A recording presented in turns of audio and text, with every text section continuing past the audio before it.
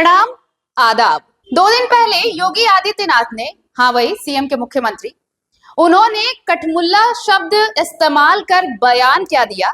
इस बयान पर मानो बवाल मच गया है। बवाल अगर मचा है तो फिर हमारे यानी झारखंड के स्वास्थ्य मंत्री इरफान अंसारी वो कैसे चुप रहते। उन्होंने जो बयान दिया, जो काउंटर किया है योगी आदित्यनाथ को, वो भी आपको सुनना चाहिए। उन्होंने तो यहां तक कह दिया कि कांके भेज दिए जाएंगे। पहले सुन लीजिए आप क्या कह रहे हैं इरफान अंसारी। सदन में कहता है कि उर्दू पढ़ा रहा है, मौलवी बनेगा, कट मौलवी बनेगा, कट मुल्ला बनेगा। मैंने जोगी को कहा है, जोगी याद रखना,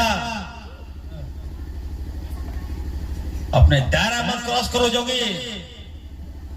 क्या बात, हम झारखंडी जरूर है, लेकिन तुम्हारा एक एक बोली पर बात कर रहे हैं। संभल कर बोलो, तौल कर बोलो, और अनाप शनाप मत बोलो, बता दे रहे हैं। याद रखना, झारखंड में ही कांके है। जी जी बिल्कुल। ज्यादा बोलोगे, गड़बड़ाओगे तो कांके में हम भर देंगे। क्या बात, पागल खाना है कांके, याद रखना।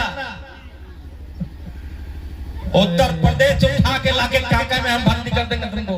क्या बात है सर, सलाम है सर आपको। उर्दू से नहीं टकराना, उर्दू कोई किसी जात का जुबान नहीं है योगी। बिल्कुल हक है। उर्दू समाज को जोड़ता है, उर्दू नेताओं के पहली पसंद है उर्दू।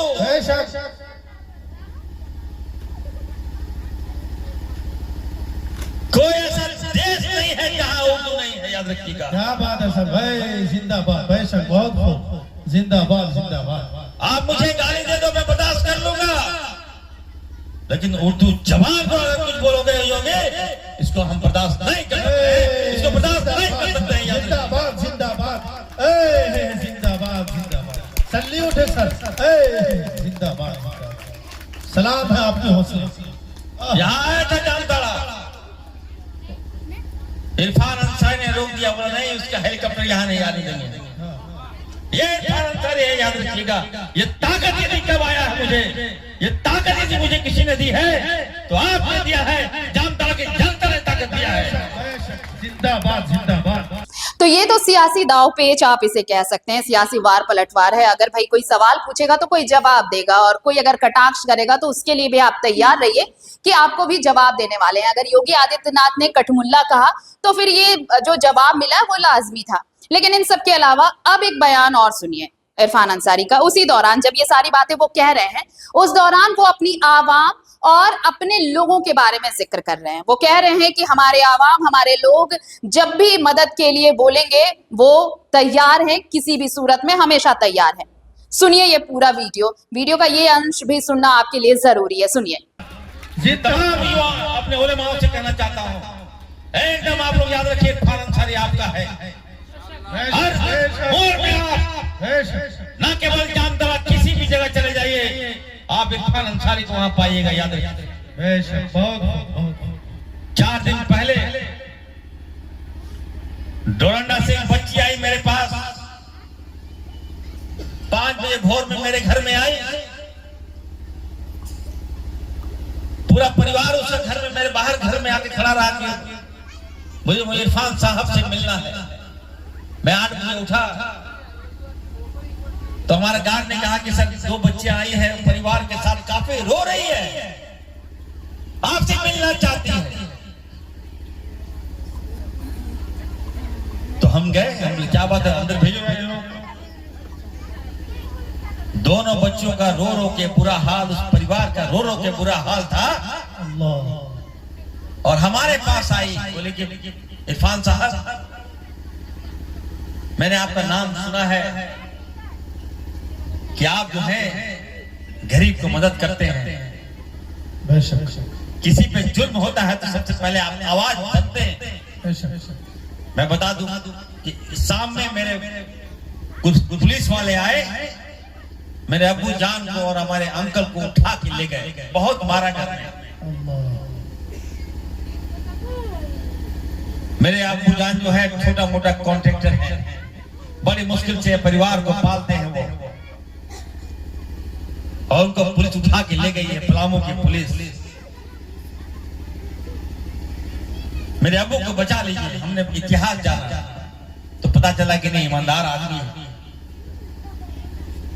ठेकेदारी करता है, फोन उन कहीं आ जाता है, अगर कोई फोन करेगा तो उठाना ही पड़ेगा, तो गलती से फोन उठा लिया तो कहा कि किसी टीपीएस कोई संगठन है उसका फोन आया होगा, उठा लिया।